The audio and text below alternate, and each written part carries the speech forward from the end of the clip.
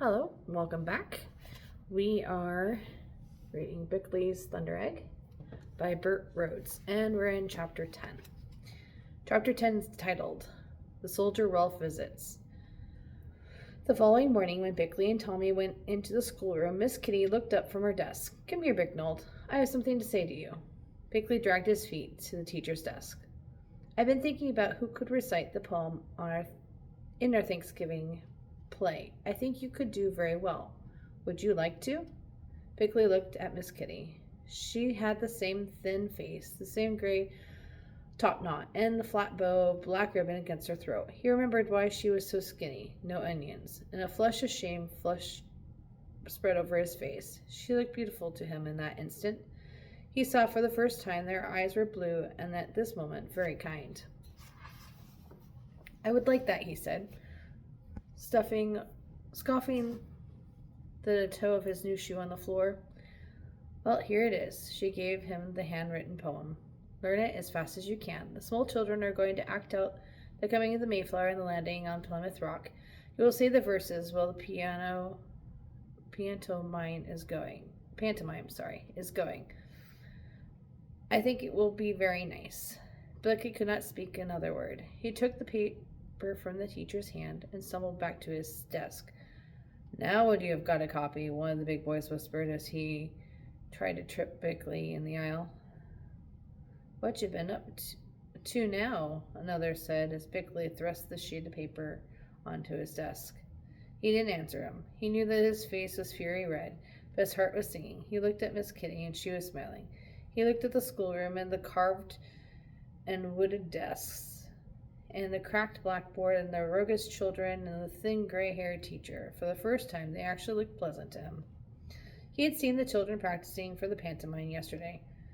There was a shore, and a shore is in quotations, by the way, and a boat fashioned out of cardboard, where the children, who represented the pilgrims, stood on the quote-unquote Mayflower and looked out over the stern and rocky-bound coast.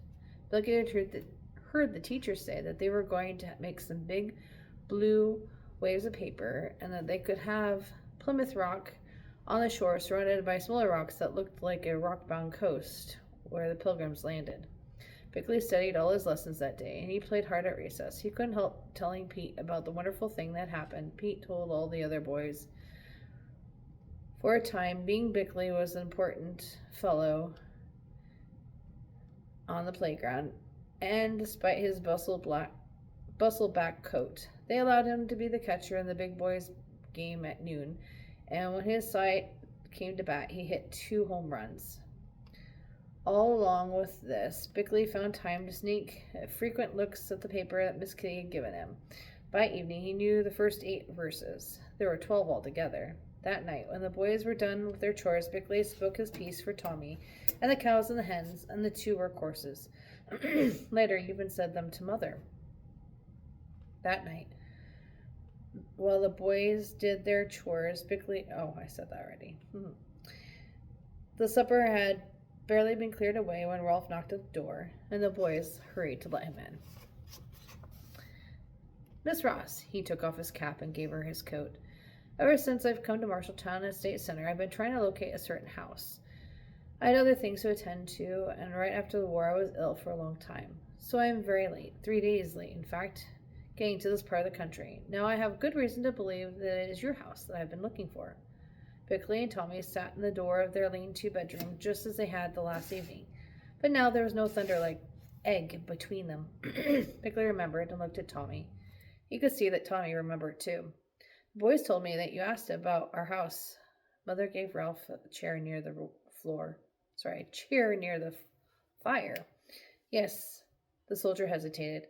"I'm sorry to bring up painful memories, but it would be of some importance to you. Did you have a brother in the Union forces whose name was Dirk Himes?"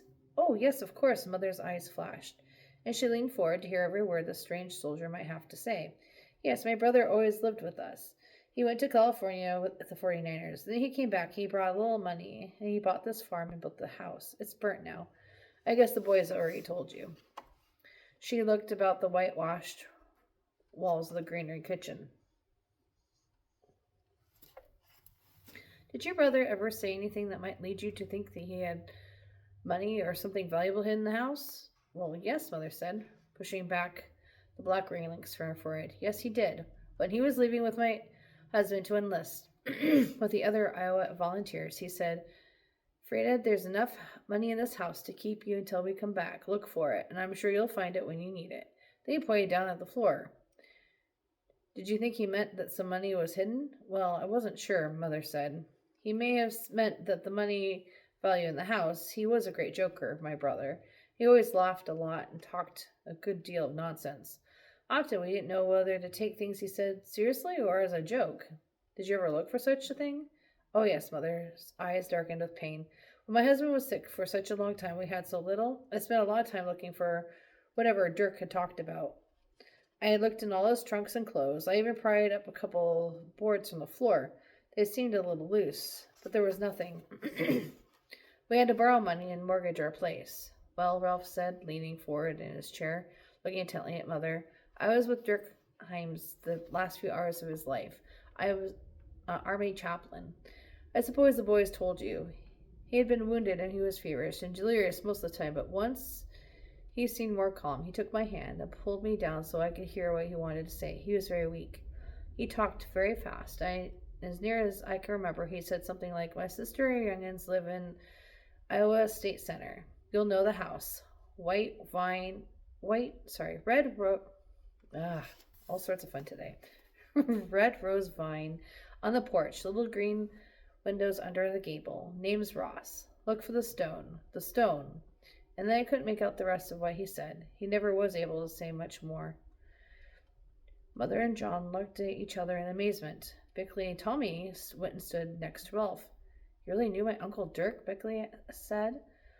I was a very little boy when he went away. Tommy wasn't even born yet, but I remember him. He was like Mother. Yes, Ralph said, smiling at them.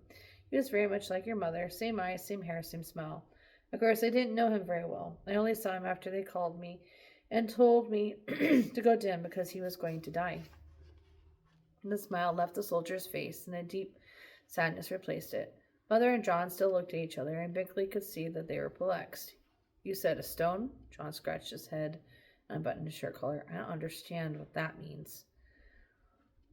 Was part of the house made of stone? Ralph asked John. Well, yes, of course. The cellar walls and the foundation were made of red sandstone. In fact, they're still there under the snow. You can't see them now, but tomorrow we can go look at them. I'm sure he said the stone. Ralph seemed to be talking to himself more than John. It may not be a thing. He may not have even known what he was saying. He was always interested in stones, Mother said. He liked to collect them when he was a small boy. His mind may have wandered back to the gold rush days. John scratched his head. Thanks for coming anyway, Mother spoke kindly. I think it's a kind thing for you to do, to come here and find us and tell us about this. I have other business here in Marshalltown, Ralph said as he stood up and reached for the old soldier's coat and his black hat. The GAR is organized 3 years ago this winter. I think that was supposed to mean UC instead of UHE. I think that was a typo. One of the most important things they do is look into matters like this concerning widows and orphans and relatives of men who fought for our union. We'll come back tomorrow and we'll have a look around the old foundations, John said to Ralph as he went out the door. A stone, Bickley said. The words over and over in his head. There was something in the back of his head that suddenly burst forth an excited cry.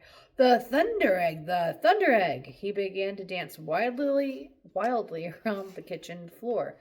Mother grabbed his arm and drew him to him. What are you saying? What's this about the thunder egg? Bickley broke away from her and threw himself on the floor next to Tommy. My thunder egg! My thunder egg! That's the stone that Uncle Dirk meant. I'm sure of it. We found it right there in the cellar floor. I'm sure he put it there. And now Hank Collins has taken it. Mother jerked Bickley to his feet. You've never told me you found it in the cellar floor. Mother looked serious. And you said you dug it out of the dirt. Well, we did, Mother. Tommy put in. We did. We dug it right out of the dirt, right in the middle of the old cellar. We took up all the boards and leaned them against the sides, and then we played treasure dig. And the stone was right there, so we dug it up. Tomorrow you must show us exactly where you found that stone, John said. This might be important. But Hank has the stone, Bickley said, almost screamed in his excitement and anger. Hank has the stone, and he will never give it up. No, I guess he won't, John said with a shake of his head and banging his fist on the table. As Bickley laid in his bed, he knew that he must find some way to get the Thunder Egg back. There must be some way. There must be something valuable inside of it. Perhaps it was a special type of Thunder Egg that was worth lots of money, and Uncle Dirk knew it. Perhaps Hank Cullen knew it, too. He collected stones just like Uncle Dirk had. He had a whole pile of them on his front porch. Of course, Hank couldn't have known what Rolf had told him tonight. Since he found it hard to sleep, Bickley repeated the verses of his poem over and over again until suddenly it was morning. That's the end of chapter 10.